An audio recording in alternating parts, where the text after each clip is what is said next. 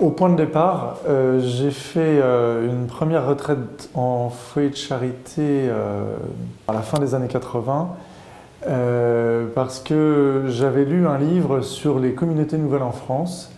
Et dans ce livre, j'avais été étonné de voir parler de Marthe Robin pratiquement à chaque chapitre et ça m'avait intrigué.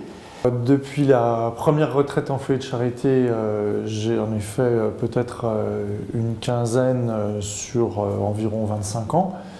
Et puis depuis que je suis prêtre, je suis heureux d'y retourner comme un lieu privilégié de repos spirituel et puis en même temps aussi toujours une forme de renouvellement de mon alliance avec le Seigneur.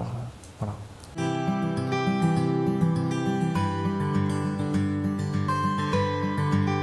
Dès le début, j'ai été marqué par la présence ou l'intercession de Marthe Robin et de la communauté du foyer qui prie pour les retraitants. Et je me souviens d'ailleurs que la première retraite où j'avais été, il y avait des enfants qui priaient pour les retraitants. Presque à chaque fois, un des moments forts, c'est le moment de la confession, du pardon de Dieu qui vient vraiment concrétiser cette dimension de renouvellement de l'Alliance. Alors, faire une retraite avec des laïcs, moi je trouve que c'est une bonne chose. Ça montre comment il y a un esprit de famille, que le prêtre puisse participer simplement sans intervenir, sans faire d'enseignement. Voilà, c'est bien aussi de pouvoir se laisser porter.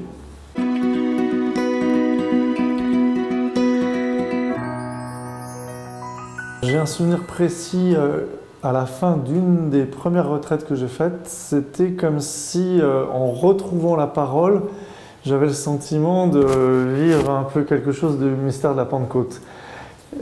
Une paix et un esprit de communauté vraiment important et quelque chose de nouveau, voilà, un petit peu comme un nouveau départ.